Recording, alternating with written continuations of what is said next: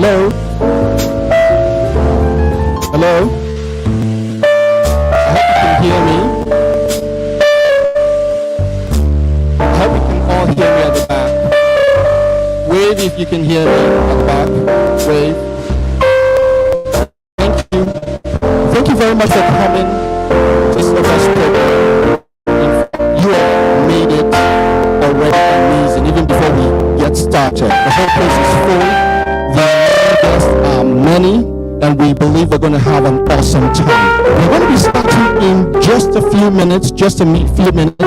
So online participants will be starting in a few minutes. Sincere apologies for the delays. We had a few glitches, but that has been resolved.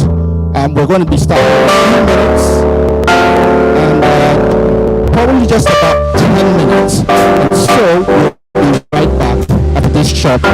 Thank you.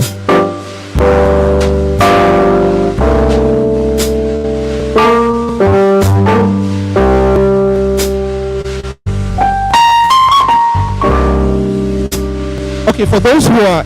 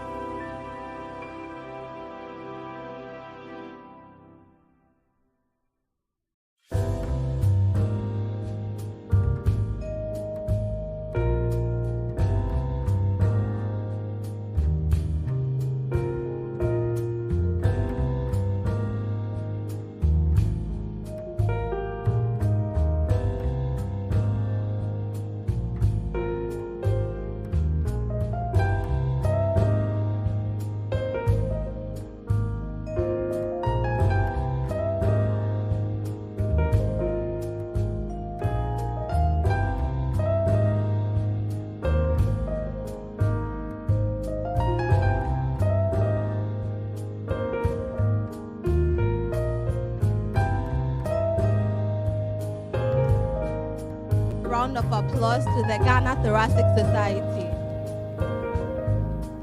and all its partners for putting together this program. My name is Dr. Hilda Mantibia Boy. I'm your MC for today. I wouldn't do it alone, thankfully. My name is Dr. William Obeng, and I'll be with Hilda partnering. Thank you. All right, so we'll begin with a word of prayer. We'll invite Mrs. Obidia Sinike or Sianiki or Sinike. Senike. Hello. Let us pray. Gracious Father, we give you all the glory. We give you all the adoration. Daddy, we thank you for a wonderful day and time like this, that we are gathered here to officially launch the Asthma Guidelines. It's our... Okay, sorry. Hello. It's our prayer that, Father, at the end of everything, we shall all improve in the care we give to our patients, so that any patients that comes to us will leave our presence smiling. We thank you, Father, in Jesus' mighty name. Amen.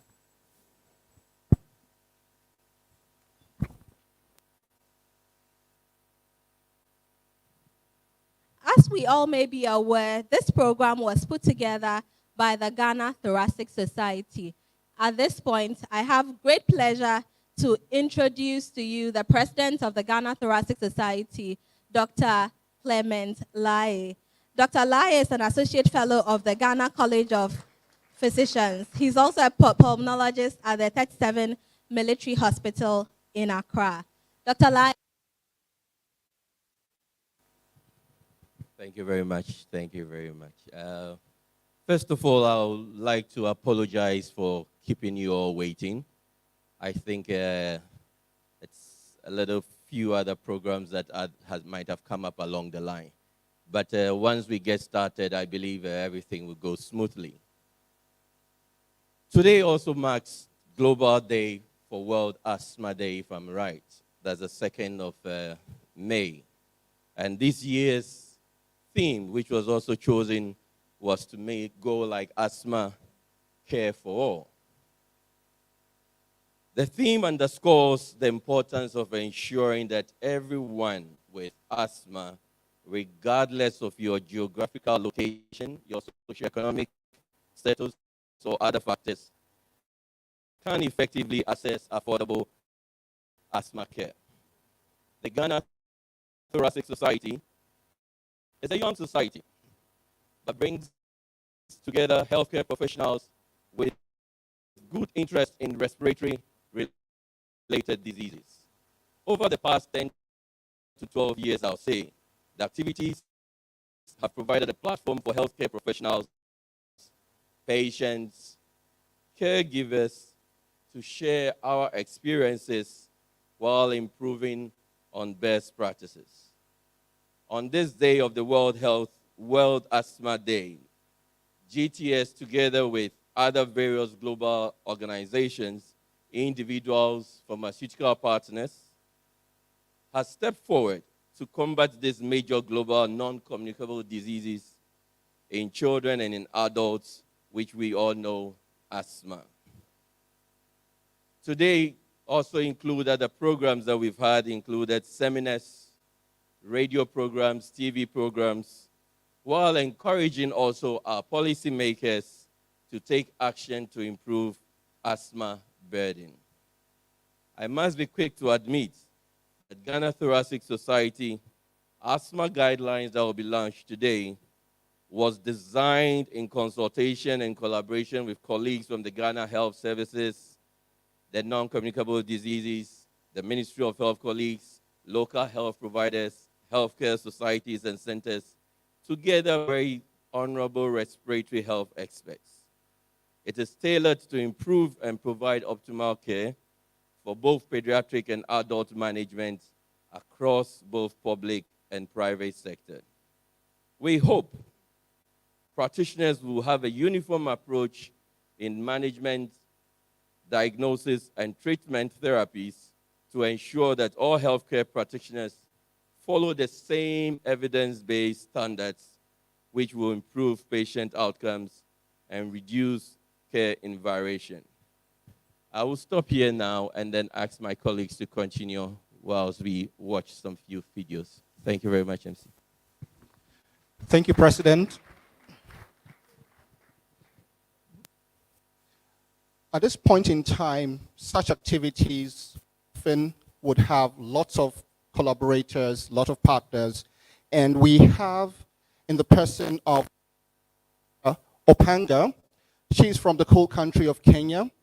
With AstraZeneca, they partnered the Ghana Thoracic Society to bring this beautiful thing into being. Let's welcome Dr. Opanga.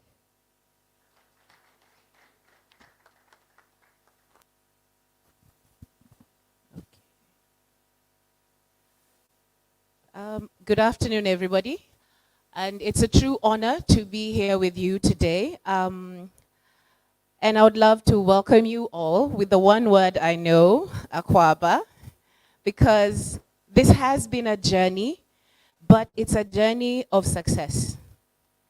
So under AstraZeneca, we have the Africa Pumua Initiative, and the aim of this is to redefine asthma care in Africa. And it's embedded on 4 pillars. The first one is on government and society engagement, like what we have today. And under this, we have various activities that have happened, all with an aim of health system strengthening at various levels, be it diagnostic or interventional. The second pillar is reshaping asthma care. And this is where we fall today, where we're looking to support and launch updates of national guidelines to ensure that at any one point, any patient who encounters a healthcare provider will be encountering an empowered person, a person who is prepared with the right knowledge and has access to the right diagnostic capabilities to give this patient the right asthma care. And I think that falls squarely under our theme of asthma care for all. One of the third pillars is embedded under access, and it has 2 aspects to it. One is internal, where we had to look at Africa as our continent and our key issue of access with regard to pricing. And this involved the review of our prices to a level that our people can actually afford them. The second level was an external look at access, where we're looking at this patient that we are talking about, patient awareness and education. Can we ensure that they have access to the right information and according to the diseases and conditions that they're suffering? And in this case, we're looking at development of asthma information and giving access to the patient. And under this, so far, we've been able to set up a patient website that is called Yes to Pumua. I know everybody has a phone. I see it's free Wi-Fi. So go onto your browser, whether it's Google Chrome, Safari, for all our posh friends with their iPhones. And write in there, yes to, number 2, Pumua. When you go to this website, it gives you all the information that you would need to learn about asthma. Not just from a patient perspective, but also from a healthcare provider perspective, including an opportunity for you to develop a treatment plan. So under these 4 pillars, AstraZeneca will continue to support and ensure that asthma care truly is care for all. Thank you very much.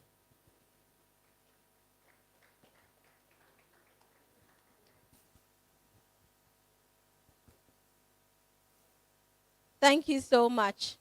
I'm sure that all of us here know why we have come to launch the asthma management guidelines. Now, why is it important, and what is the situation like in this country? What are some of the challenges that we face? Assuming that we decided to take the microphone around the room now, almost everyone will have their own story about how somebody was being poorly managed with asthma somewhere. But to put everything together, we have a video that will tell us the story. So, are you ready? So, watch a video on asthma, the situation in Ghana, and the challenges.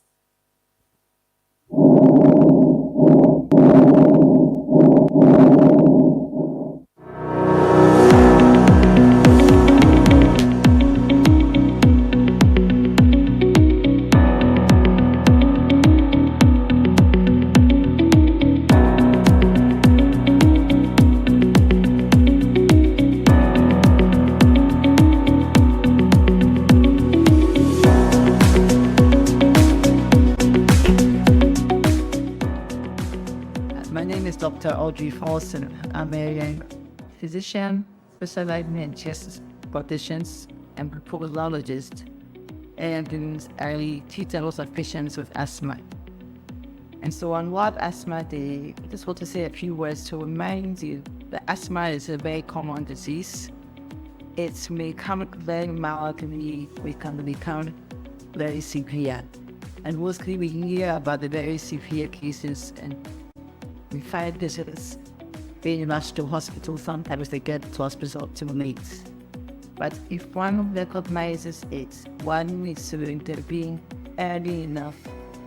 It's not a very serious severe illness if you intervene early enough. And so patients who have asthma start complaining about difficulty in breathing or feeling the chest is tight, or as if the air doesn't get down deep enough. They wake up a lot in the night with difficulty in breathing, sometimes with coughing. And you hear the wheeze, or they may hear the wheeze on their partner breathing. So that's an indication that it's likely the person has asthma. Of course, it's not the only cause or the reason or difficulty in breathing, but the person needs to have themselves checked at the hospital. And I know a lot of people know about asthma because they have in their family. They may not develop asthma maybe in early years. It might come late. So most people think asthma starts in childhood. But there are some people, about a fifth of the patients start getting asthma in later years, like in their 40s, some 50s, and later. And so it does not necessarily mean that it's more severe asthma, but it does mean that it's showing late. Maybe there were early symptoms that were mild, that were not recognized. And so if you recognize that there may be a family history of asthma or allergies, not only asthma, but people who have a family history of sneezing, a lot of people in the family, they sneeze a lot, itchy throat, making noise in their throat, rubbing their nose and their eyes. These are all signs of allergy. Allergy might manifest as asthma. So what do we do when you recognize you have asthma? When you have asthma, one needs to go to hospital because they have the drugs, and their drugs are very effective. And some people do not go to hospital. They only wait until they have an attack where they start to feel really, really distressed. Then they go to pharmacies and get tablets or inhalers to use. But if you keep on waiting until you get the crisis before you get your treatment, you're not solving the underlying problem, which is that the airways get a bit, they get a bit sore in the lineaments that makes the airways tighten up when they're exposed to certain things. We call these things triggers. So things in the environment that can make your airways tighten up. Some you are in control of, that you can keep your environment as free of dust as possible. So some you are in control of, but things in the air like pollen on flowers or air pollution, car fumes, you will be in control of. So it is better and it is safer to take treatment that will treat the soreness or the inflammation, we call it inflammation in medical days, in your line, and so that calms the airways down, and they are not likely to be easily irritated by some of the environmental things they're exposed to. So I say that if you do find that you have symptoms of this from asthma, you need to go to hospital. We will not only give you the salbutamol inhaler, the ventilator inhaler, as another use for it. No, we need to give you drugs that settle the underlying inflammation. And therefore, you'll be given a drug. It contains corticosteroids, but it's inhaled steroids, so very tiny doses. Or we have drugs that have a combination of the steroid with a drug similar to Ventolin, similar to salbutamol. That is not exactly the same thing, but when they combine them in the inhaler, it has the summative effect. It adds on a synergistic effect so that it helps to settle him down very quickly. And some of these drugs can actually take the place of Ventolin, and that they work so fast that they open up the airway, but at the same time they're getting a bit of steroid. It is calming the airway down. So you are relieving yourself and you're also doing prevention. So treatment, which is poorly relieving, is not treatment. You're not treating the asthma. You are not likely to get rid of the symptoms. But if you treat with the preventer medication, which I said has a bit of steroid combined with the salbutamol-like drug, or sometimes there's a steroid alone, you are treating the cause of the asthma, and eventually you'll be symptom-free. We say asthma is not curable, but it is so easily treatable, and you can be free of symptoms. So that is our aim for you. Asthma Care for All. That is our theme for World Asthma Day this year. Thank you very much. I'm Dr. Mami Anyako. I'm a general pediatrician. I work at the Princess Mary Lily Children's Hospital, and I'm head of the facility. We want to talk a bit about asthma in children. It's one of the common conditions we see in children. It's one of the common respiratory problems that children present with. In the last few years, we have noticed that there's an increase in asthma cases, not just in our hospital, but across the nation and globally. At least we see about 3 to 4 new cases in the hospital every week. It is a condition that can easily be managed and for the child to have a productive life. What asthma causes is that it's a condition that leads to narrowing of the airway, the small airways, and makes it difficult for the child to breathe well. It also makes the child cough a lot. And what is really happening in the body is that the narrowing is caused by some excess mucus production. It's also caused by the muscles, the small muscles of the airway narrowing. And these things happen when there is what we call a trigger. The trigger is from different things. Some are things that the children inhale, like strong scents, like dust, like pollen, like house dust mites, the fur of animals and all that. So different children have different triggers. Definitely a dusty environment or very polluted environment triggers asthma. In recent times, we have seen an upsurge of asthma in our practice and actually globally. Many people are reporting that they are seeing more children presenting with difficulty in breathing and symptoms that look like asthma. We believe that this is caused by the changes that we are seeing in environments, which is contributed by a lot of pollution, by our own activities, and also by the climate change that we are all experiencing, which is also fueled by a lot of activities that we are doing to destroy our own environment. However, when children have asthma, that is not the end of the world. There's a lot that can be done for them. Some children have other members of the family who have asthma. Sometimes parents would have had asthma when they were children, or even grandparents. The main thing is that we encourage parents to bring their children to hospital when they see some of these symptoms of recurrent cough, difficulty in breathing, and wheezing. And some of these symptoms are actually worse at night. It is important for the parents to bring the children if they are having these symptoms which are worse at night or at dawn. Asthma can also be associated with other conditions which we call comorbidities. The common ones include allergic rhinitis, which means that they tend to have a lot of running nose, sneezing, and stuffy nose. They can also have allergic conjunctivitis, where they always have a sensation of a foreign body, something on their eye, and it's very itchy. They also tend to have what we call eczema or atopic dermatitis in the folds of their skin, and when they are babies on the external surface, their skin tends to be very dry as well. It is important that when parents see these things and they report to hospital, asthma can be well managed with certain medications. Some of these medications are medications that have been formulated as inhalers. Sometimes we put them in machines called nebulizers and the children breathe its heat. Sometimes they use what we call metered dose inhaler to provide the medication, so that the medication goes right into their lungs, helps to open their airways, and then the children can breathe better. These are inhalers that children use morning and evening to help prevent them having recurrent asthma exacerbations.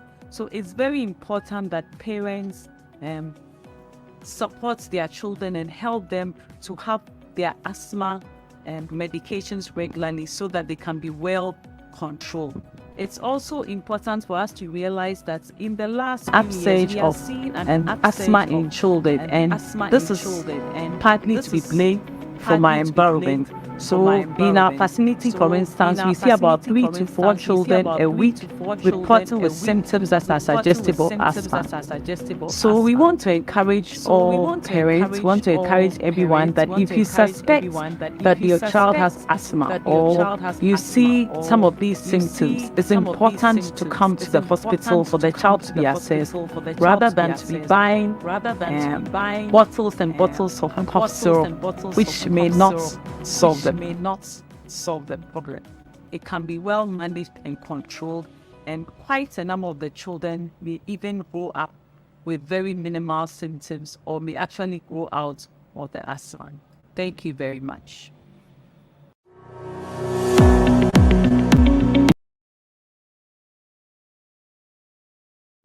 I thought I'd be hearing claps by now, or because it's a video.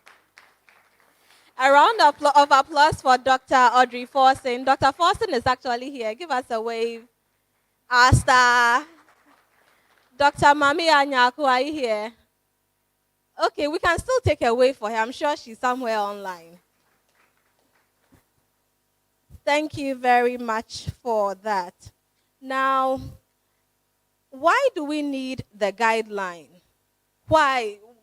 Everybody knows that, well, not everybody knows, but for us pediatricians, we don't joke with BNF. That's our formula. We will always refer to it. There are a number of other guidelines that we'll constantly refer to when we are managing patients, especially the difficult ones. And so the guidelines are like really important.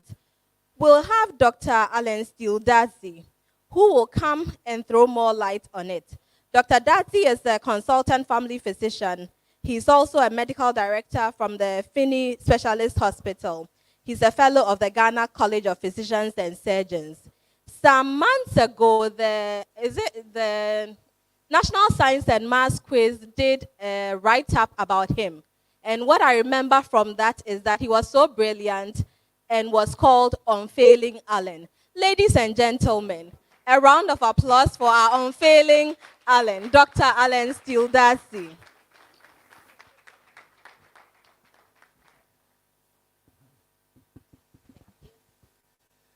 Thank you very much. So Hilda has asked me to talk about the need for the asthma guidelines. I think I can just answer this by saying that certainly the guidelines is needed. It reminds me of a young man who went for an exam in economics. And the question for the day was, prove that economics is a science. So he saw the question and he said, of course, economics is a science. And his answer was simple. Economics is, of course, a science. My teacher of 27 years says that economics is a science. Adam Smith, the father of economics, says that economics is a science. There was a world conference which says that where they concluded that economics is a science. If all these people have said that economics is a science, how can I, Oscar Dumont of Castec, say that economics is not a science? It's a science. So I will just say that certainly the guidelines is needed. But let me just go through a few reasons why the guideline is needed. First of all, the burden of asthma globally and in Ghana is very high and it's increasing. Globally, there are varying figures for how many people out there have asthma, but about, or let me say, well over 350 million people, which is more than 10 times the population of Ghana, live with asthma. And it's estimated that worldwide, about 400,000 people die from asthma every year. That works up to about 1,100 persons each day. So this is not a small boy or girl we are joking with. It's a serious issue. Here in Ghana, even though we have limited data, there have been a few packets of studies which shows that, one, our burden of asthma is high and is increasing. There was a study that was done as far back as in 1993 by our own Professor Adiobo, which reported that 3.1% of school children had asthma. 10 years later, the study was repeated among the same population, and the prevalence has shot up to 5.2%, which had almost doubled. So it ties in with what our earlier speaker said, that the burden of asthma is increasing. I just checked the WHO fact sheets, and it's been recorded that in the year 2020, Ghana recorded 1,979 deaths from asthma, and that works up to 5 to 6 deaths per day on the average. Unfortunately, one of the reasons why health workers don't appreciate the deaths asthma causes is that about 65% of asthma deaths actually occur before patients reach hospital. In my case, a number of the asthma deaths I've witnessed actually occurred before patients go to hospital. So it's a very serious issue. Asthma really impairs the quality of life of individuals and their families. Unfortunately, mortality and morbidity from asthma is disproportionately high in low and middle income countries like Ghana. And that is probably because we are yet to implement interventions that would really lead to reductions in the burden of asthma. And thank God today we are launching a guideline. It's all linked with that. Asthma is a chronic disease, just like hypertension and diabetes. Unfortunately, it is not curable, as one of our earlier speakers said. But we know that effective management is highly effective to reduce its burden and prevent death. There was a study that was done in the UK to find out why asthma still kills in the UK. And one of the key findings from the study was that one of the major causes of asthma deaths is patients not having effective treatment. Lapses in treatment here and there, patients not having access to specialized care, and healthcare providers not adhering to recommendations in guidelines. So, I mean, it's well established that asthma is sensitive to quality of care. It's been shown that should I say, the more quality the care is, the better the outcomes. So it is important that for a disease that is not curable, that effective care is a main means to minimize its morbidity and deaths. We take its treatment very seriously. Globally, it's been found out that most asthma patients are poorly controlled. There are studies done even in developed countries, some done in developing countries, which show that most asthma patients are poorly controlled, and there are several reasons for that. It's also been shown that there is limited knowledge of asthma management among healthcare providers. Several studies have been done. There was one that was done in Ghana, but It was quite, done quite some years ago, so I wouldn't talk about it. But of course, that also revealed that there was limited knowledge of, it was done, I think, among House officers. I think by Professor Hesse. And it showed that there was quite limitations in knowledge. But generally, it's been proven that healthcare workers have limitations in how asthma is managed. And the limitations in knowledge relates to how asthma is treated. Most of the time, asthma is treated as if it was episodes of acute flares. We ignore the fact that it's a chronic disease which requires ongoing management. So typically, a patient would come to a hospital with an acute attack. He or she gets nebulized, and then is given salbutamol inhaler and prednisolone to go home, and then to wait for another attack. This is unfortunate. When we treat asthma this way, there's no way we can minimize the burden of asthma. And this is what happens across the country. Having run an asthma clinic for about 10 years, I can tell you that many of the patients who come to my clinic, prior to coming to the clinic, all they've been exposed to is salbutamol and prednisolone, which is not what the guidelines provide. Current evidence-based treatment is highly effective in reducing asthma symptoms, hospitalization, and deaths. In my experience, I find it amazing how just a little change in a patient's treatment based on guidelines can change a patient's story. I can tell you very sad cases of how patients have suffered for years with asthma, only for me to tell them that the condition can be controlled. I remember the mother of a child who had asthma attacks very often. When I told her for the first time that asthma could be controlled, she asked me, really? If so, how come I've been coming to this hospital all these years and nobody has told me? So, to help address some of these challenges in management and to bring about standardization of care in most of the country, the Ghana Thoracic Society embarked on developing this guideline. Now, let me say that the members of the Ghana Thoracic Society have over the years been educating healthcare workers in asthma management. And we have been talking about developing a guideline for years. So we are happy that finally we have a document in hand that we are hoping will be able to disseminate across the country for use.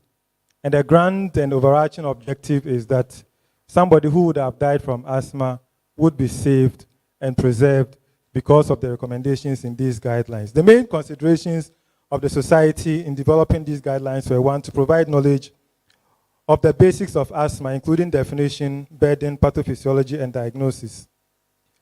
To provide recommendations which will promote the attainment of the main goals of asthma management for most, if not all, patients.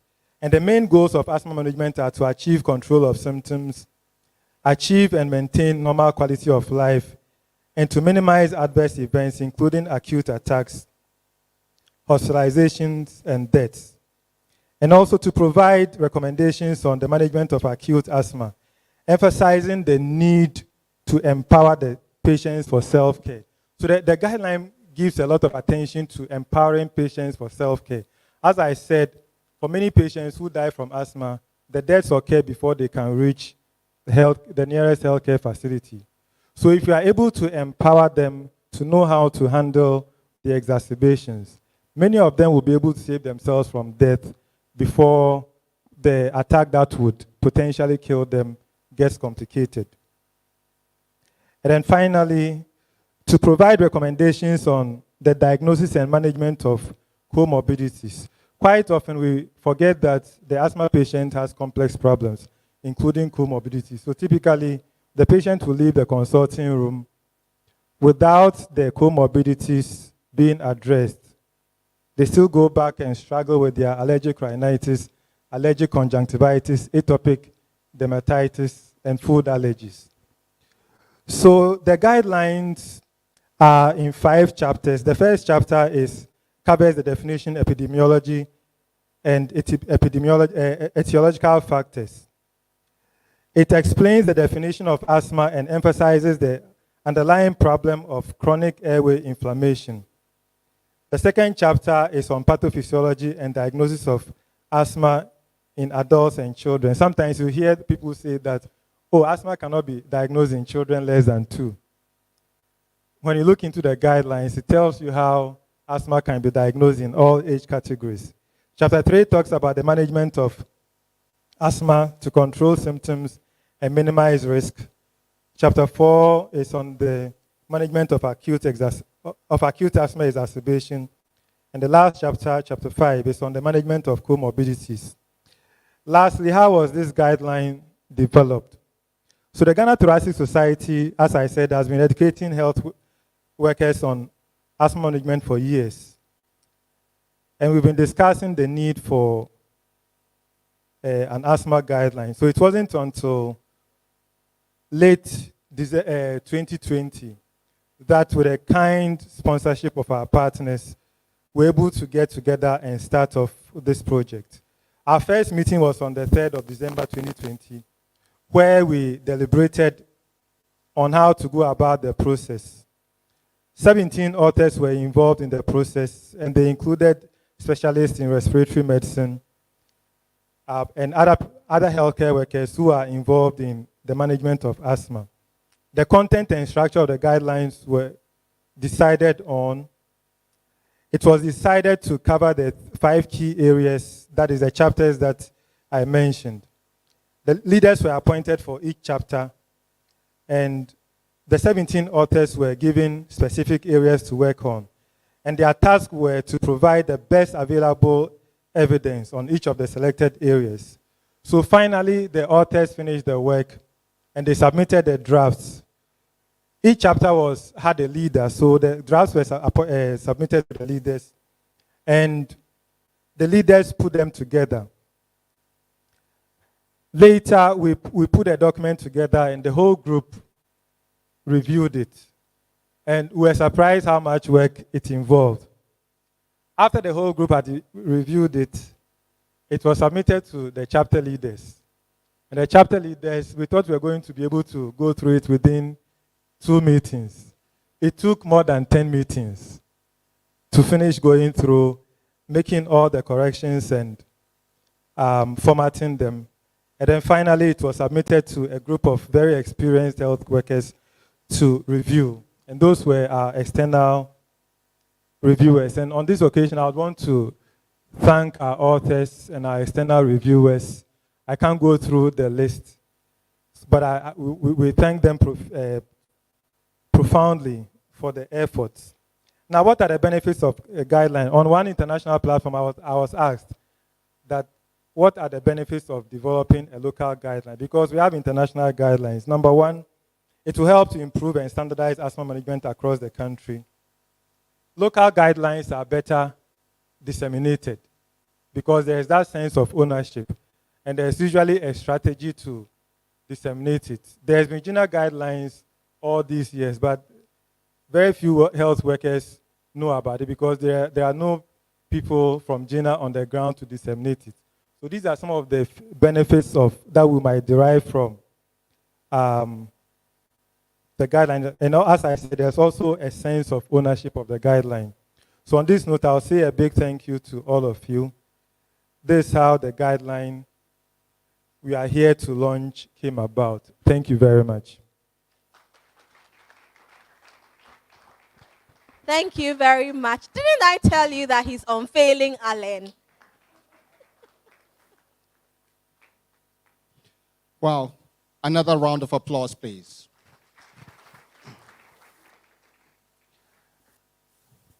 We have some important guests here. During the course of the program, we're going to be mentioning names.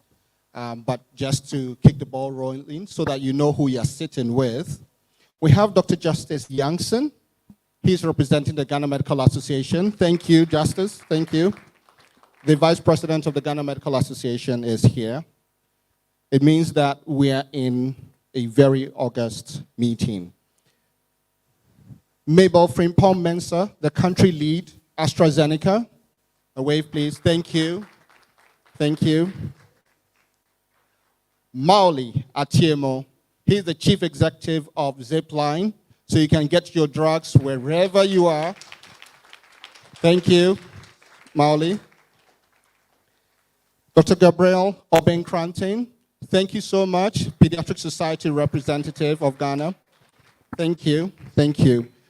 Wow, so we are moving on. Dr. Bing, not yet. What about those of us whose names you haven't mentioned yet? We are all very important. So that reminds me, I think let's give ourselves a round of applause. And not to forget our online participants, let's give them a round of applause. We have over 200 now. Oh, a round of applause, please. Thank you. Thank you. Right. We're going to move on. And it's about the guidelines. Dr. Alan Stildazi has taken us through the reasons behind it. And now we're wondering, we need this document. We need to begin to use this document. And to do that, what we're going to do is we're going to look at an overview of the guidelines. Specifically, as always, adults always want to come first before pediatrics. So we're going to start with adolescents and adults. And to do that, I'm going to mention one person at a time, and then they would take the podium, and we would have a conversation. So we have Dr. Norte, Dr. David Norte. He's like a father to many, especially family physicians, one of the pioneers. Dr. Norte, please. He's one of the pioneers of family medicine in Ghana. Thank you. Until he sits down. I said until he sits down. Thank you. He's a consultant family physician. He's the director of Optimum Medical Clinic at the North Industrial Area, former head of Department Kolibu Polyclinic and the Department of Family Medicine. He's currently a trainer and examiner with the West African College of Physicians. Another round of applause, please. Our second person who is also going to give us an overview of the guidelines of adolescents and adults has practiced not just here in Ghana, but in the United States of America. This is in the person of Dr. William Ankobia. A round of applause, please. Dr. William Ankobia. Thank you. That way, please. Until he sits down, a round of applause until he sits down. Because when I go through his credentials, you will give him another round of applause. He's a consultant pulmonary and critical care physician of the 37 Military Hospital and the International Maritime Hospital. He's also a faculty of the School of Public Health, postgraduate medical training at the Kolibu Teaching Hospital. He's also currently the physician-in-chief of the Bemua Royal Hospital. A round of applause, please, for Dr. Ankobia. And Dr. Hildeboy, please take the stage. So what we're going to do now is we're going to go through the guidelines, an overview, and we're going to be with them, so it's going to be in the form of a discussion. Thank you.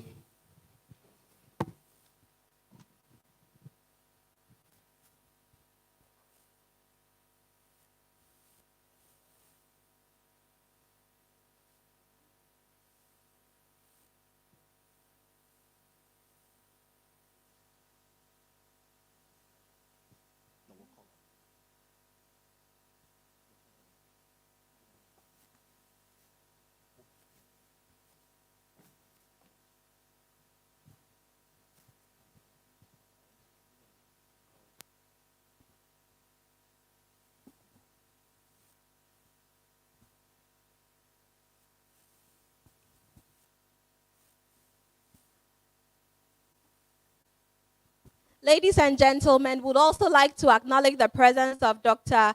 Kuma Abuaje. Is he here? Dr. Kuma Abuaje. Okay. All right. We would want to acknowledge the presence of Dr. Efua Komi. She's the program manager for the non-communicable diseases project at the Ministry of Health. Dr. Efua Komi. Yes. Thank you very much. Okay. You're welcome again. Today I get to host my own talk show.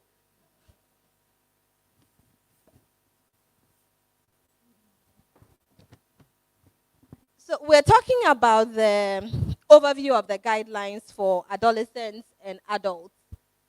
What do you have to say? Okay. Thank you very much for honoring me sitting here. I have to congratulate the group for coming out to the guidelines. It's not an easy job.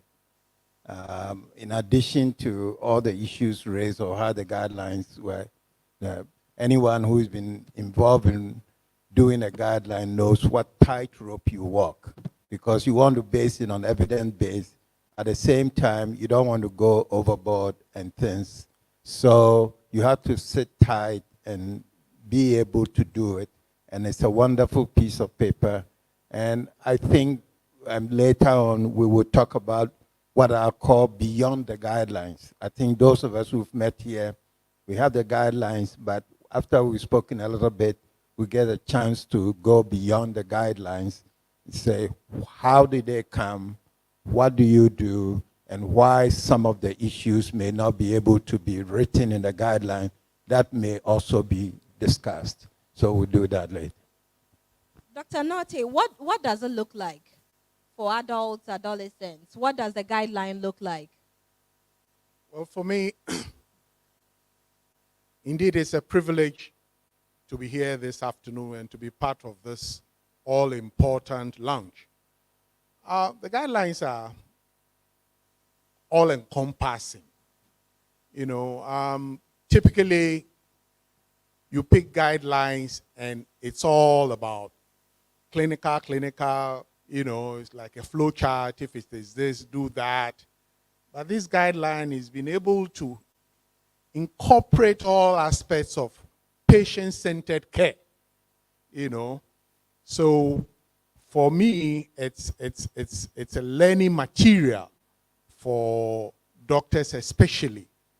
And it is quite clear that issues like, you know, decision-making with patients, patient partnership with physicians, and more importantly, patient empowerment is very much highlighted in this document. And let me say here that you can only lead the flock if you know exactly where you are going. So for us providers, practitioners, it's a challenge to us. It's been thrown to us to really up our game so that, you know, we make this document, you know, a real asset for our clients. Thank you. Thank you, Dr. Norte. Dr. Nkobia. You've worked with guidelines from Britain, British Thoracic Society, the Americas. What are some of the key things that probably you notice differences with our current local guideline that you may want to share with us? I think the guidelines is pretty standard with respect to the information that is left out. What I will say we'll talk about beyond the guidelines is what pertains to Ghana. I think what we have provides an international guideline, follows GINA guidelines, not very far from American Thoracic Society or any of those, but with specific to our Ghana population and the Ghana provider, there are other issues that have to be discussed.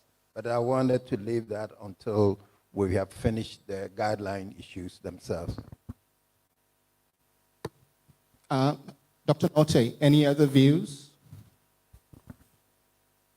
It is quite clear to me that a lot of effort was put into contextualizing the guidelines. You know, the various thoracic societies may have their preferences, but the general principles are the same. In Ghana, I believe most of the medications that have been proposed internationally may not be that cheap to access. And therefore, in coming up with the guidelines, I think some effort is being made to sort of address this in a way as to whether it will not still be, you know, a major factor in accessing what the recommendations say, you know, will become clear as we operationalize the guidelines. Thank you very much. We'll now want to hear your opinion on the overview of the guideline. Thank you. Yeah, the overview of the guideline, I got into trouble when I first returned to Ghana because I went on radio shows and they were asking me about Ghana, about asthma. And in the process of analyzing asthma, the experience, there were two patients who struck me. One of them was a young patient, about 11, who had come in, was being treated, received inhaled salbutamol, it didn't work. He got liquid salbutamol, it didn't work. He got tablet salbutamol, and it wasn't working. And the mother brought to me, and the heart rate was like 160. There was a second one who came from the mountains. She is a blind. She's gone to see, she's been having asthma for many years, attending the local hospital. And one day she was listening to me on another radio show, and they asked me, are there any more treatment for asthma? And I said, oh yes, you know, apart from salbutamol, da-da-da. And this woman, without any money, took a car all the way to come to our hospital in East Legon. When she got there, she didn't even have money to go by. We had to pay for. And all she said is, I heard there's another medicine. You said it, so I'm here for you to treat me. And so when I went to the radio show, I really felt in talking about asthma to patients, I also, as is mentioned, providers also to know. And then there were a whole bunch of phone calls to the host that Ankobia is sitting on the radio insulting doctor that we don't take good care of patients. So, I mean, I was kicked out of that show. But the second issue and overview that I see is whatever you know about guidelines, they are influenced by people who sponsor.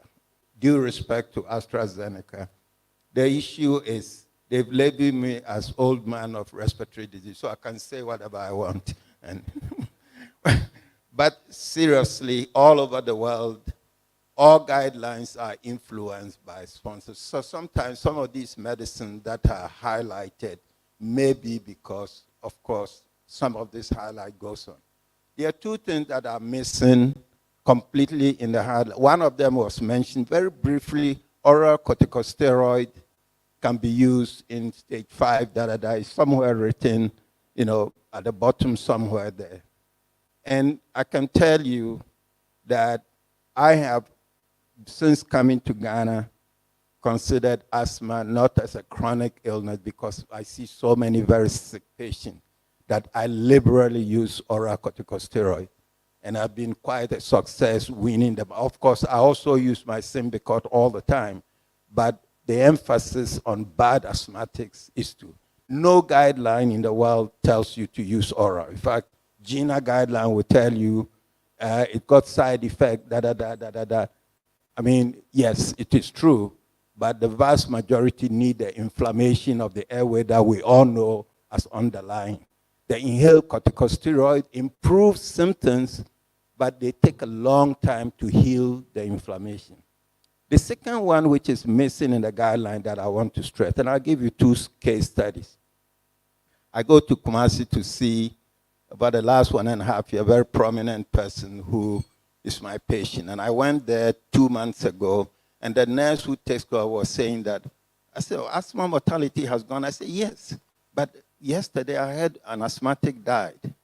And I said, what happened? He said, well, she had an asthma attack at home. They took her in a taxi, went to a small hospital close by. When they went, they said they don't have a nebulizer. So they were taking him to take the patient to Comfort, and she died on the way.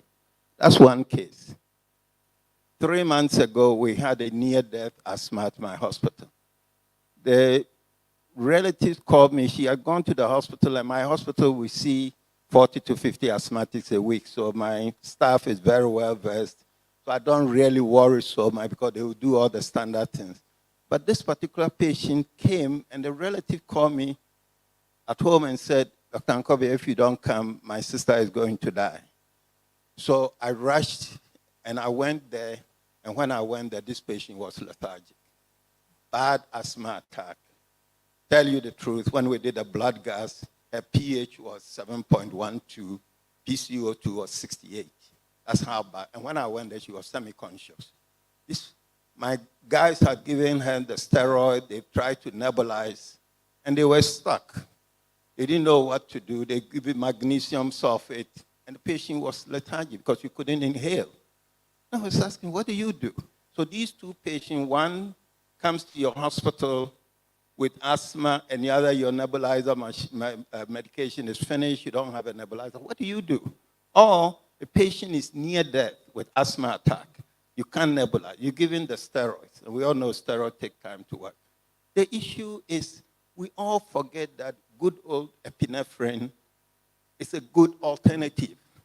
And it's not stressed on most guidelines because epinephrine is cheap and nobody is making profit from it.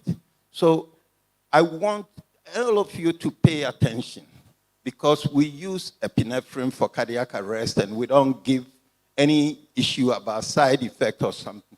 When an asthmatic is bad, you are nebulized because you see the nebulization, you don't know how much is going to the patient. It doesn't matter how well you put it in, the leakage. But when you give intramuscular epinephrine, you get an immediate effect. So this is something that I want to stress for you to all add to your guideline. Don't hesitate. Unless it's an elderly patient with coronary heart disease or something that you are afraid. In children, use liberally. In adults, if they are getting bad, you are nebulizing, they are not responding, give epinephrine in addition. Also, what is not stressed in the guideline is what is called continuous nebulization. I mean, the guideline is saying, international standard, give every 2 hours. Don't care. Just put 3 or 4 distance and leave it on the patient with your atrovent and just leave to nebulize. If they don't respond, you're giving your steroid, they are not responding, give epinephrine. Trust me. In the 9 years or so we've done this, we've seen over 5,000 patients at my hospital. We never lost a patient. So these are some of the guidelines that I will suggest we add to whatever we know and try to make improvement in asthma mortality. Thank you. Thank you, Dr. Nkobia. Dr. Norte, anything to add? Or You know, since GINA guidelines came to the fore, the use of aminophylline has been so relegated. I remember, young doctors, the number of aminophylline we've given. And I really wonder whether the claims in the textbooks, apply to others except, those of us in Ghana.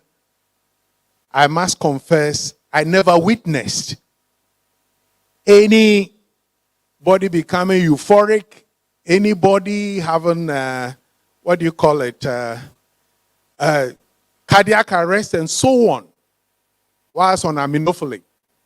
And let's face it, nebulization has limitations. Somebody is brought to the ER or wherever. There is even no chest movement. You cannot nebulize this person. My senior colleague has mentioned epinephrine. Aminophylline is there. We have used it over the years. We have saved patients, and it worked for us. So, when you are pushed to the wall, you have to go into your arsenal to look at things that have worked. It is quite true that in the midst of the guidelines, there are still headwinds that we've got to deal with. We don't operate in isolation. We have a whole ministry that is looking at herbal medicine. There is complementary and alternative medicine. They are all on the market. And there should be a way of engagement and even to acknowledge that these remedies are also there. You may not be able to, what I'll call in an evidence-based way, determine their efficacy or not. But we should not be very dismissive of these things. I find the current guidelines very useful. I was very excited that almost all concerns there have been addressed in a way, but then there should have been a little acknowledgement of the fact that there are other, interventions that perhaps do not have a place as far as orthodox medicine is concerned. And this is for political reasons. Because when that engagement or that acknowledgement is done, it becomes easier for us to engage them. Because if they see or feel that we are quite dismissive of their role, then it becomes very, very, very difficult to engage. Thank you. Do you have any final comments while we round up this conversation? As I said, I think we should all appreciate the Ghana Thoracic Society, as the president said. It's a very young society, and it's coming out robust. And we want to thank, I think in the last 5 years, AstraZeneca has done a wonderful job in helping to decrease the mortality of asthma. The educational programs and what they've done with Symbicort, and we have to congratulate. We thank you very much for sponsoring the guideline and wish to thank all the people who participated. And I hope we will use the guideline. It's really a guideline to help young doctors and those who see the occasional patient what to do. Specialists is another matter, as we've said. And let's hope that asthma treatment will advance even more with lower mortality and morbidity. Thank you. Thank you, Dr. Norte. I would want us to have a closer look at the delivery devices, because these are significant limiting factors. You may prescribe a dosage, but at the end of the day, the pulmonary deposition of whatever you are delivering is determined by how technically or how skilled, one, the practitioner, the doctor is in educating the patient, and then how well the patient is able to use the device. A lot of patients are not doing well because, they are not using the devices very well. So it is an area that we should look at. Otherwise, no matter how well-intentioned, no matter how good our prescriptions are, once the mode of delivery is not gotten right, we would not achieve the expected outcome.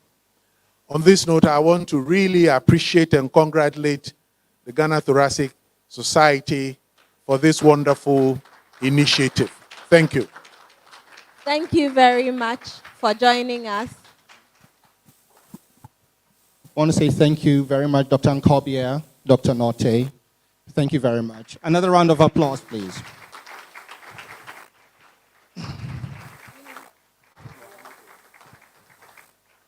As you would have noticed, thank you. As you would have noticed, we didn't bring people just to rubber stamp the guidelines. This has actually been a review, their honest opinion, and the good thing about guidelines is that they're always second and third editions. And so we want to say thank you very much, Dr. Nkobia, Dr. Norte, for your views, and that will be taken into note for the subsequent editions. Now that we are done with adolescents and adults, we are privileged to have a consultant pediatrician in the person of Dr. Sandra Kwarten also. Oh, a round of applause, please.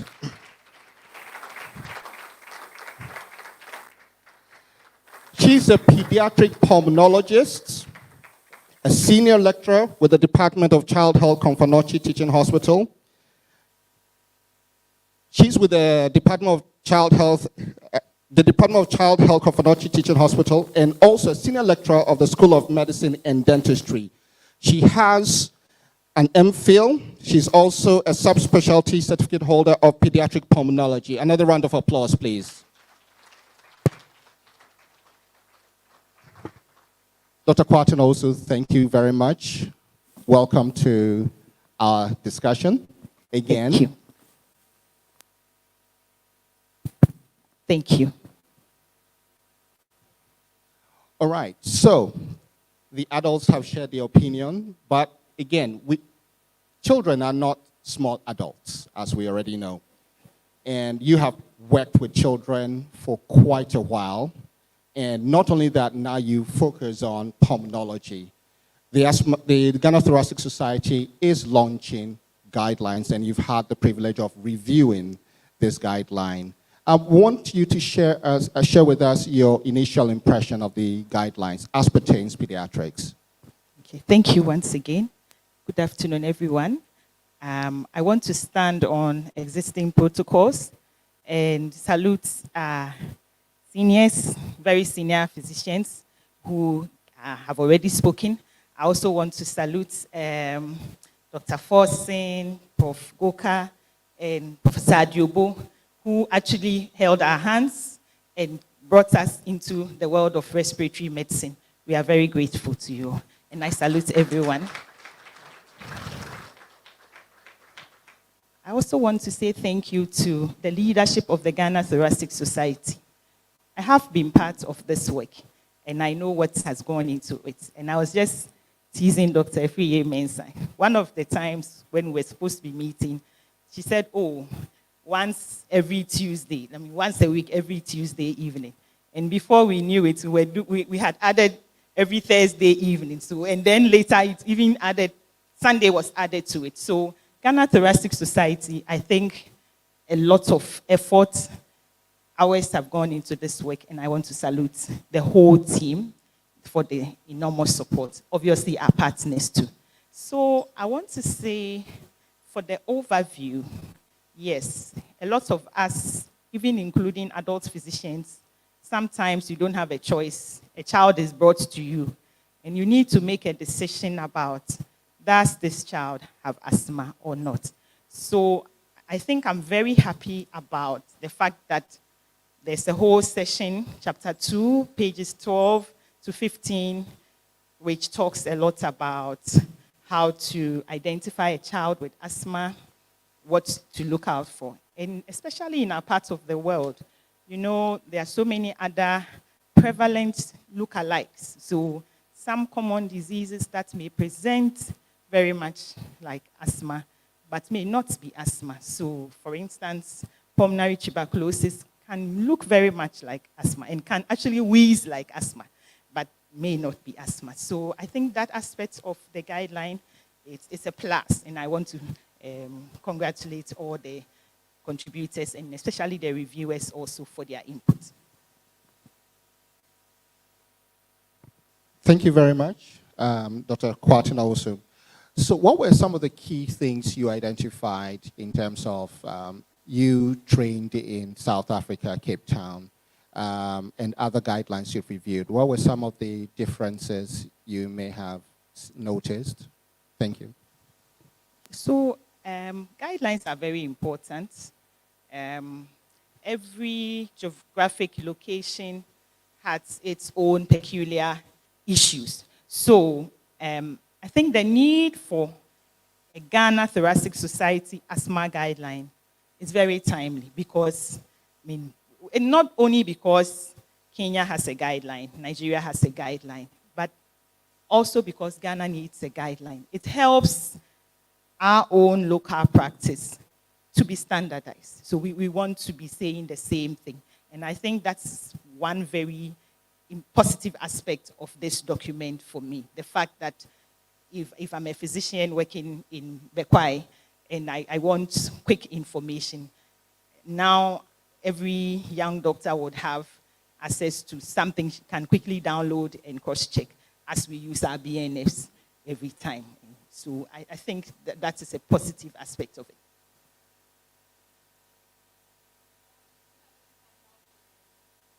Okay, so what I want to highlight and encourage everybody to take a look at chapter 2, where we talk about inflammation, the fact that asthma is an airways disease, what actually inflammation means.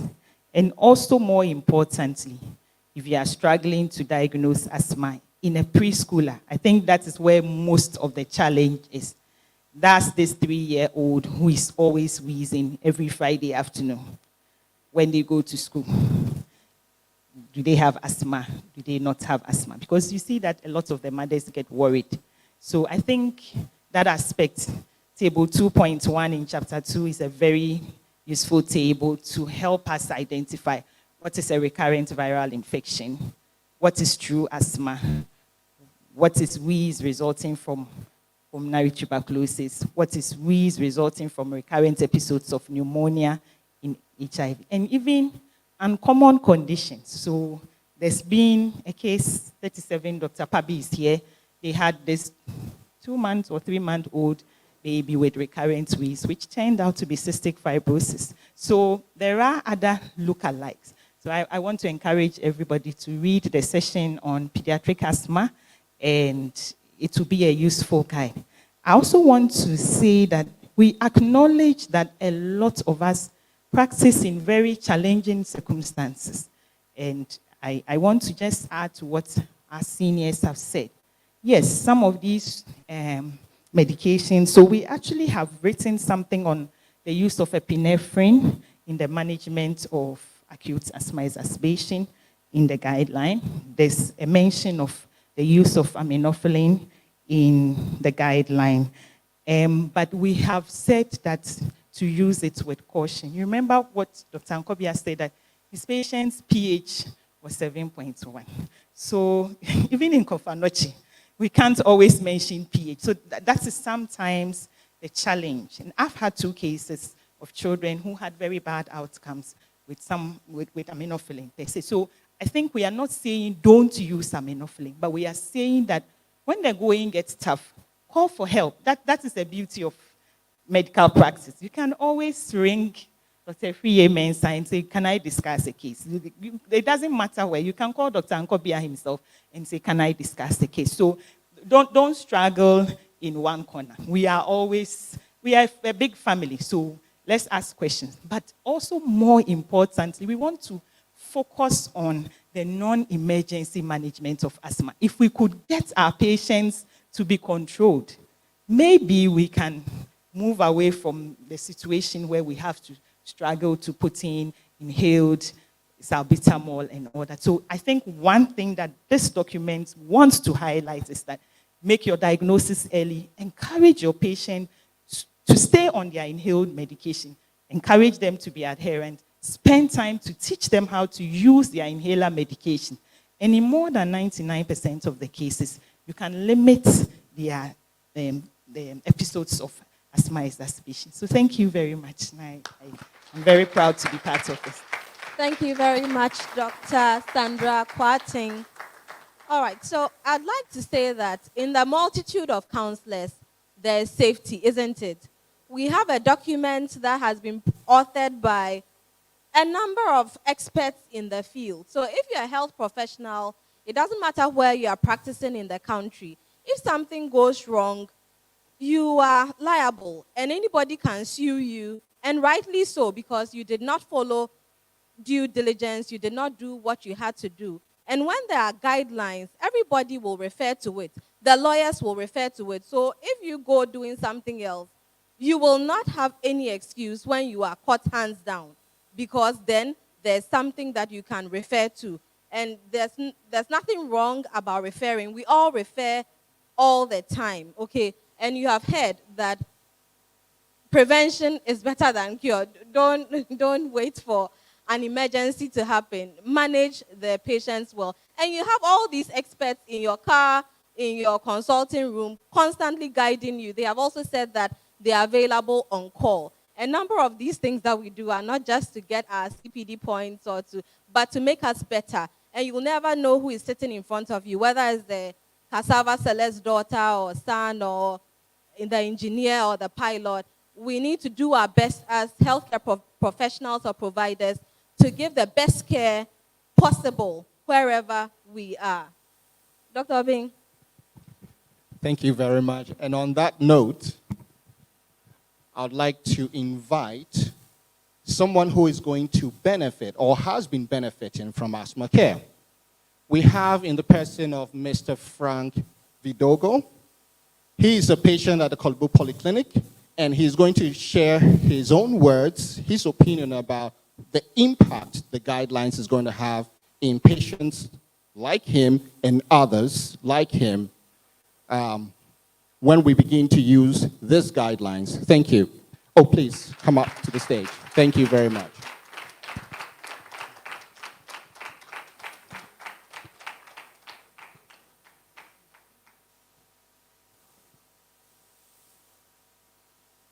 Welcome, Frank.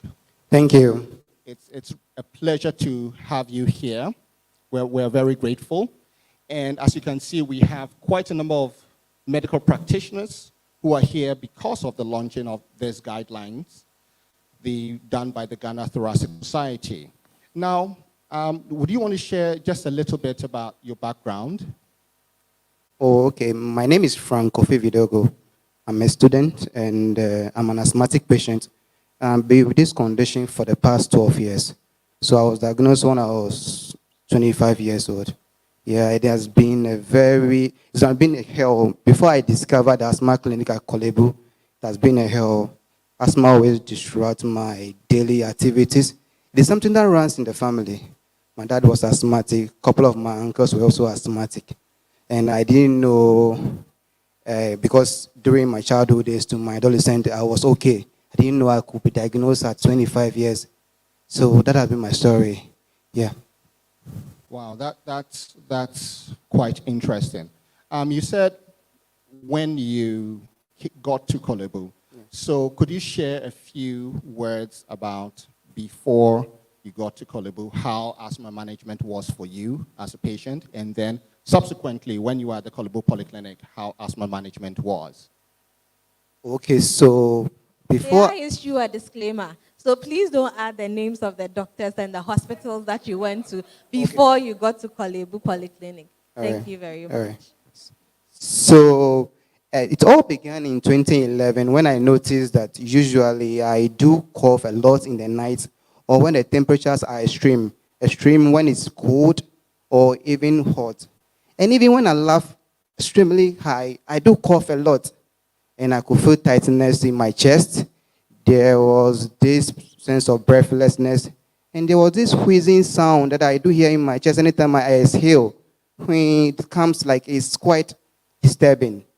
And what was bothering me was that most of the time, these symptoms do usually wake me up from sleep. And I do not have good sleep at all. And it do affect my daily activities throughout the day. And I went to some hospitals. I wish that I should not mention them, so I won't mention them. And I was nebulized and given prednisolone tablets to go home. But the symptoms do keep coming back. So when someone told me about the asthma clinic in Kolebu, where I met Dr. Dazi and his team, and when I met them, the first thing they did, they asked me to do spirometry. I remember very well spirometry. So when I brought my spirometry results, that's when I was told that I had asthma. And the journey with the team at Kolebu has been fruitful. So what happened is that initially I was put on Symbicort and Ventolin. Symbicort I'm supposed to use daily as a controller, and Ventolin inhaler as a reliever. And it helped my symptoms improve. However, I noticed that the symptoms do come at times, and it has been very disturbing. And so whenever they give me review dates, I make sure that I go. Anytime I go to the review, Dr. Dazi ensures that he asks me a series of questions for the asthma control, how my symptoms be like, how about be fairy, how they be disturbing my activities. Before I forget, let me add that when they gave me the inhalers, Dr. Dazi and his team taught me how to, what we call the inhaler techniques. For me to get a maximum benefit of using the inhalers, how I'm supposed to use them and inhale them to get a maximum benefit. And also put me on the asthma action plan, which is supposed to help me myself to gain control of my condition. Okay, so with regards to the inhalers, the review, anytime I go to review, he ensured that he does asthma control checks for me. My last review, he told me something interesting. He said, Frank, you are no longer going to use the 2 inhalers. You are going to use only the Symbicort. And there is a new and a better guideline that have been shown to using only the Symbicort work just like using both the Symbicort and the Ventolin. And I must say, when I follow his instructions or his direction religiously, it has been a good benefit to me. I no longer have the symptoms. Asthma does not wake me up at night. I'm okay. I'm able to go about my activity as a student. And being an asthmatic patient, this guideline, I might say it's going to help us a lot. Thank you. If we had been in church, I'm sure there would have been a hallelujah. Am I lying? And then the offering bowl will be going around by now. Pastor Zabre. Anyway. Thank you very much for sharing your story with us. I don't know if you have any final comments you would like to share with us. Your excitement about the guidelines, anything. I'm very excited about the guidelines, and I just want to tell people out there who have asthma that asthma can be controlled, well controlled, that it will not disrupt your daily activities, it will not keep you in and out of hospitals. You should see the right people, and you will be helped. When you are helped, your life will improve. Let me put it that way. Thank you very much. Thank you very much, you, Mr. Vidogo, for joining us today. And we are very excited that the Kolebu Polyclinic and the team there were able to help to control the asthma that he has. And it's the same for all of us. I hope that from this and from the guidelines, no matter where people find themselves presenting, we'll be able to make the right diagnosis on time and give them the right management through the help of the guidelines that we have today. I would like to call on Dr. Clement Laye again. Dr. Laye, to introduce our chairman, and then we'll move into the lunch. Dr. Bin, how are we doing so far? I would want to say that we're doing quite well, isn't it, everybody? Oh, I thought you'd give a round of applause for ourselves, for our online guests, Thank you very much. Dr. Lai.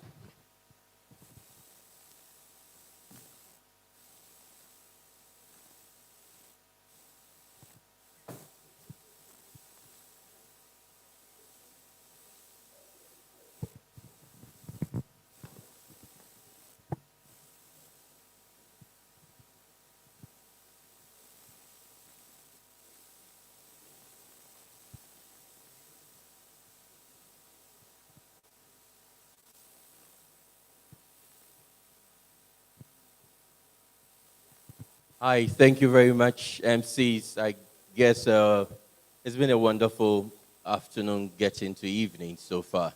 It's been active. I like the contributions from all of us. And we move on. We were expecting to have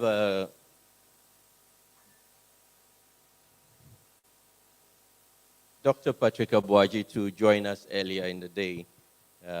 Luckily, we have a very fitting and most special lady amongst us here, Dr. Efua Kome, who happens to be the non-communicable disease manager of the Ministry of Health, program manager. If she's here with me, ma'am, could you please join me here and then take over the management, please? Wow. Wow. Wow. Wow. Thank you, ma'am, and sorry for bumping into you.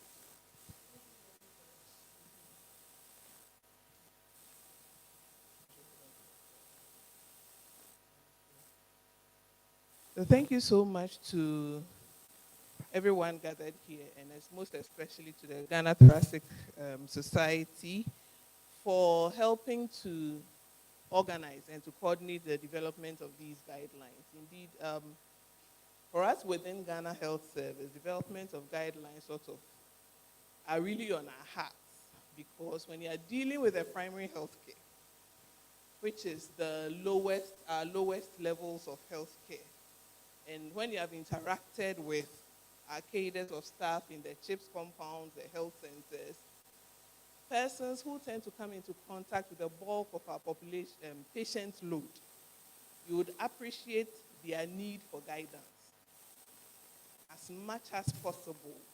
Most of our patients tend to, first of all, visit a lower level facility first, because when you're having an attack at home, you just want help, and you will just approach a health center or a district based on what is closest to you. And invariably, for most times, the healthcare professional is the rate limiting step that is going to determine how their disease outcomes are going to be. If the person they come into contact with first knows what they are about, then there's hope.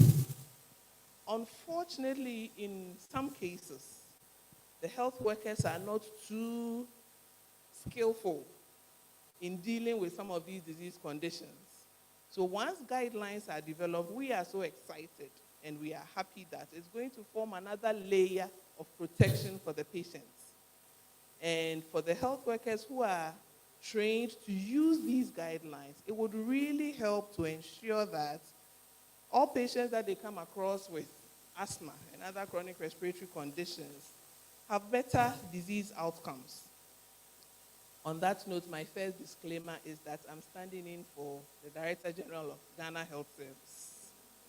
I'm not Dr. Patrick Abuaji. However, I'm sure that if he was able to be present today, he would have also been equally excited, because these are activities that we tend to talk about on a daily basis. So I'll go ahead with the statement, and everywhere you hear I, it is him.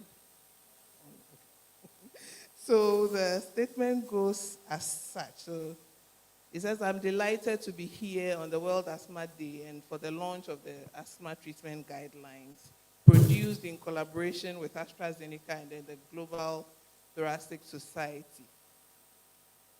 Today's event is significant for several reasons. For the first time in Ghana's history, the organization set out to deepen asthma awareness and education through development of a guideline that is supposed to guide respiratory-related issues and provide treatment options. Not only this, I believe the recommendations in the document will provide direction for healthcare professionals and empower people to take control of their situation.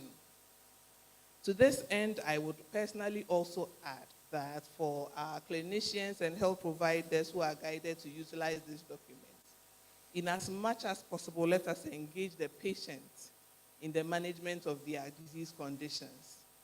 We tend to realize that most self-care strategies are not incorporated into chronic disease management.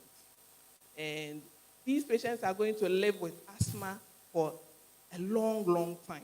And as much as possible, it's crucial that they are taught techniques that would support them take care of their own health beyond the care that is received in the consulting room. It is reassuring that recommendations in the document will ensure that our goal for asthma care and treatment in Ghana is realized. Through this document, we hope practitioners will have a uniform approach to asthma care, treatment, and therapy, and ensure that all healthcare practitioners follow the same evidence-based standards, which will improve patient outcome and reduce care variations. Also, the standards should be able to help healthcare practitioners make more informed decisions using medications and other treatments. The Ghana Thoracic Society and other professional organizations will ensure that all main stakeholders incorporated in these management principles are able to incorporate these management principles into a national policy and standard treatment principles. Finally, I would urge all health colleagues and professionals to familiarize themselves with this guideline to ensure that we can work on improving our patient outcomes. Once again, congratulations to the Ghana Thoracic Society on this amazing achievement. And we look forward in ensuring that across all levels of healthcare, we're able to utilize this document to the maximum. And for my personal request, I would ask that we look into the possibility of developing probably a one-pager for my specialized population of healthcare providers at the primary healthcare, for our community health officers who are in the CHIPS compounds and health centers. Utilizing booklets tends to become challenging for them because they need to read like verbatim. And once there's a simplified flow chart that they can easily make reference to while the patient is in front of them, it would really help to build up their capacity and help to improve the patient outcome that we are all seeking for. So thank you very much once again, and we are all looking forward to launch this extremely important treatment guideline for asthma. Thank you.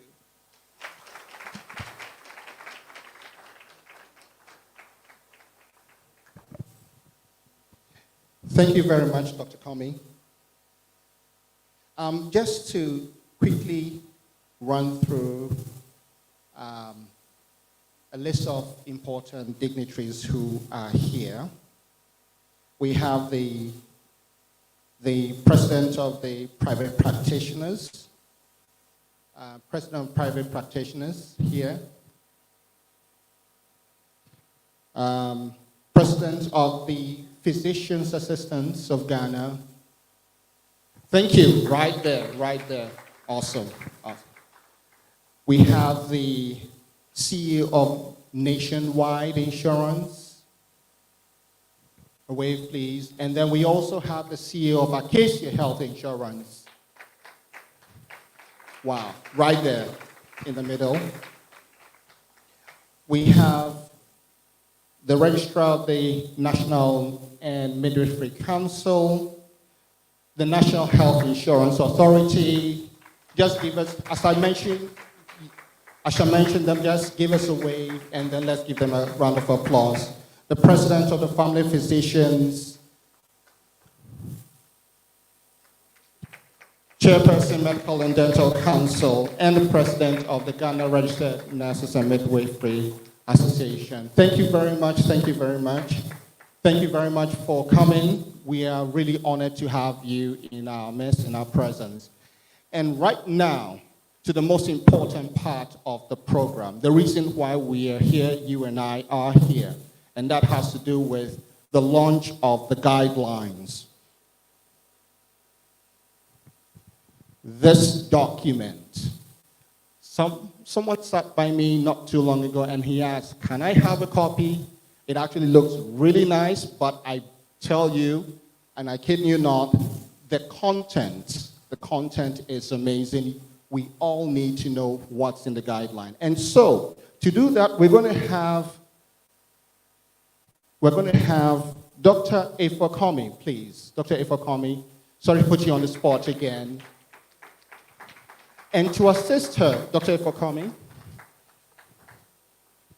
and to assist her, the president of the Ghana Thoracic Society, Dr. Clement Lai, our own Dr. Audrey Forson,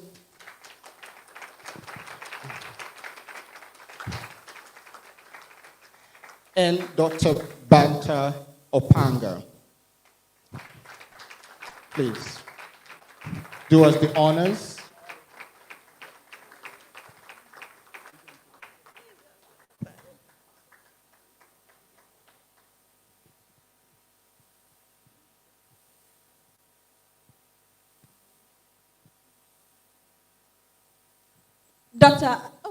Dr. Allen still does this story. Please join them.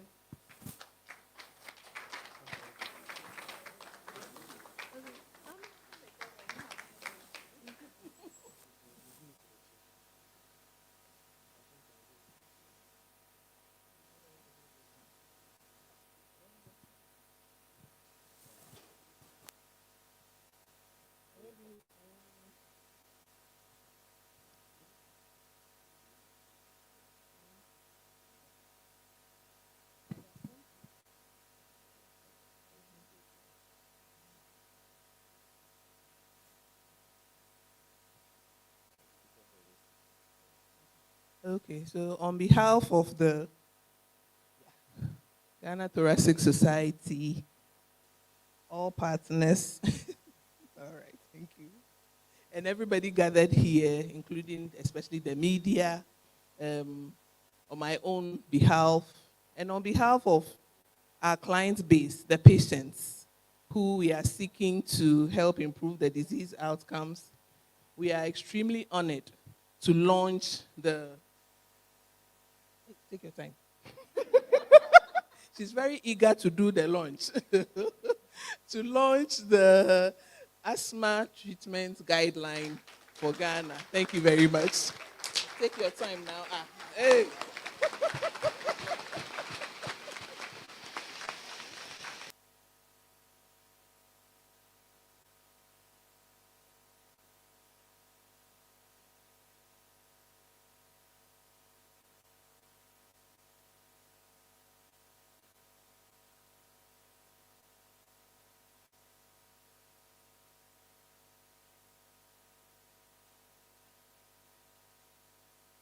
It looks like we're waiting for it to end.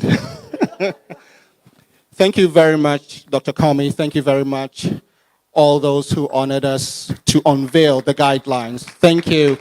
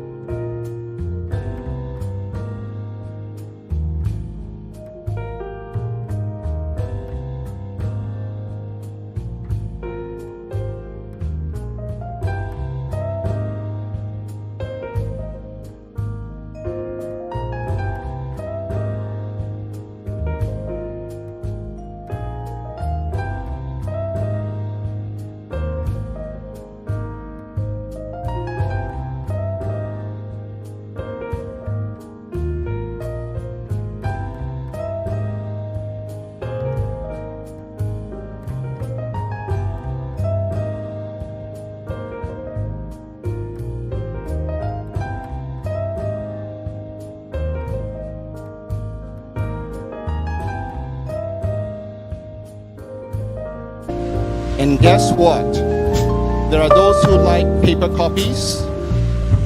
But for the young ones like Vishnu here, you can actually get it on the website. I see people nodding their heads. So you can have it on your smart device, you can download it, you can view it, whatever way you want. So that is the website, the Ghana Thoracic Society. So as the name goes, GhanaThoracicsociety.com. Just one word. You can actually pull out your smart devices, type in GhanaThoracicsociety.com. Are we doing that? Are we there? And just look for the download option. So if you have a smart device, a smartphone, it will probably be the last item at the bottom. You see 3 bars. 3 bars. You click on those 3 bars and you scroll down to the bottom, you would notice download. If you're using a desktop, it's to the far end of the screen to the left. So you can click to the left, the menu to the left, very top. IT, download to the left far.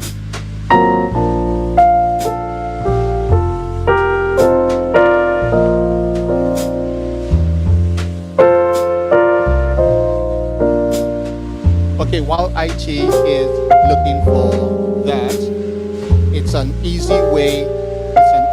Thank you. So that's the guideline. That's the guideline. And so now, I believe every single one of us, both in person, both online, now have access to the guidelines we just launched. I want us to give ourselves a round of applause.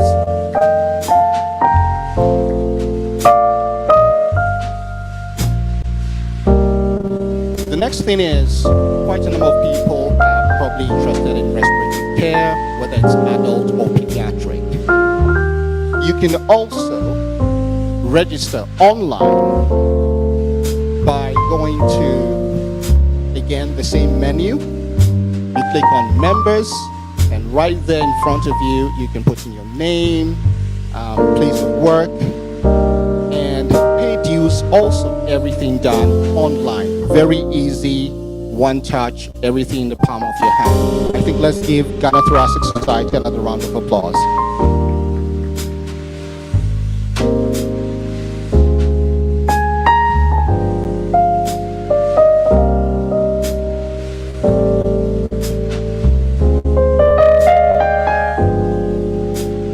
Also soon, we have to bring this session to an end.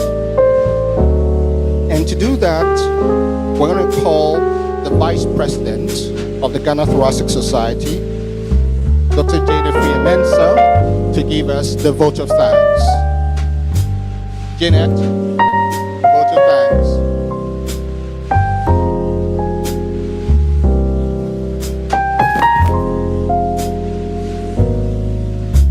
I think let's give her a round of applause as she comes to the podium.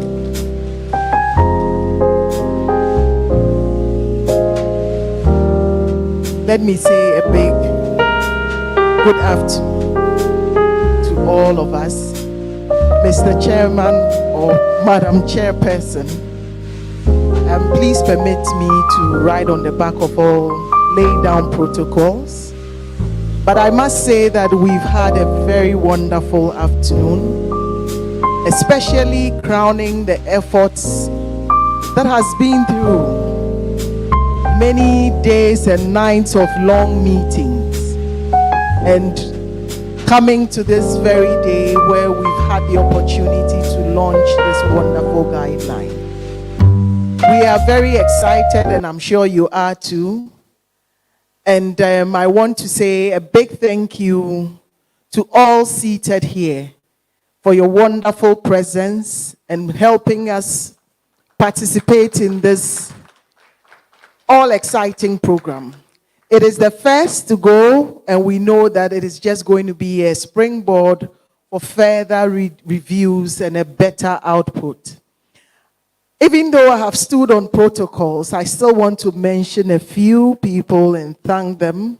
We thank the AstraZeneca head and the team in Ghana for their wonderful support and partnership. It's been wonderful. They've been a team, and we want to say a big thank you to them on behalf of the patients as well, because they are driving Asthma Care in Ghana. I also want to say a big thank you to Mauli. Mauli, where are you? Mauli is always there. Maybe you would have another term, never failing Mauli. Thank you so much. Thank you to our senior colleagues, Dr. Norte, Dr. Nkobia. You've always been our backbone. You've supported us. Thank you so much. And then I would like to say a big thank you to Madam Chairperson. She stood in quickly, did a good job for us excellently. Thank you so much, and God bless you.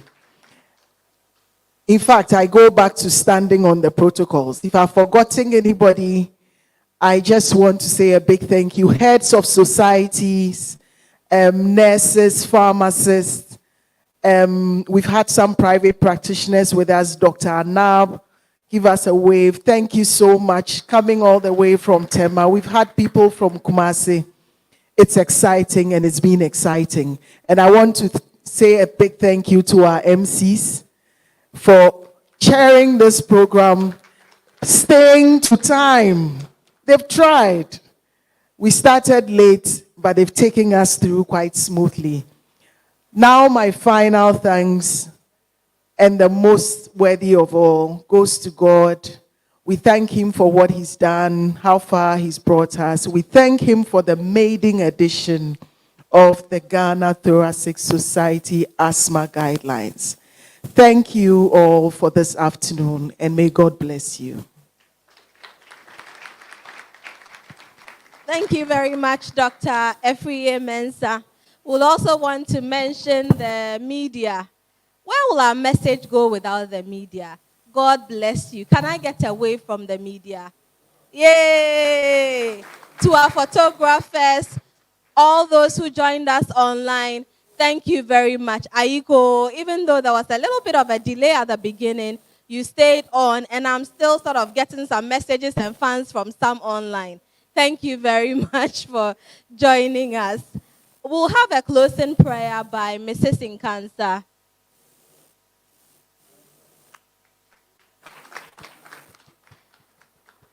Your claps are very anemic. That's more like it. Thank you. Thank you very much. Have you all enjoyed yourselves? It's been a good day. We thank God so much. Shall we please rise up as we take the closing prayer? Our Lord and Master, we are so grateful unto you. We thank you so much for beginning with us and coming to a successful end. Father, we thank you for the maiden launch of the Asthma Guidelines. Father, you started with us. There had been ups and downs, but Father, you saw us through.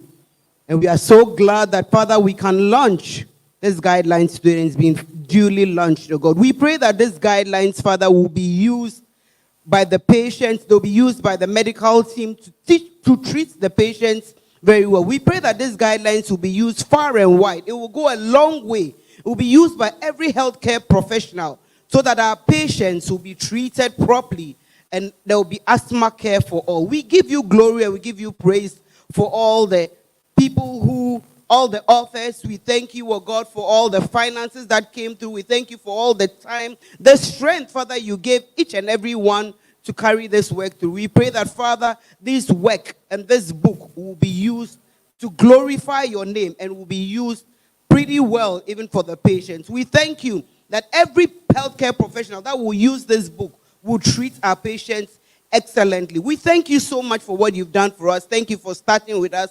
Thank you for being with us, and we know, Father, you would see us too. Even as many go to their various homes, we pray for traveling mercies. You take them safely home, even as from where they came from. We thank you for everything you've done with us. In Jesus' name we pray with thanksgiving, and all shall say amen. Thank you, Mrs. Nkansa. For a minute, I felt I was back in my charismatic church. Happy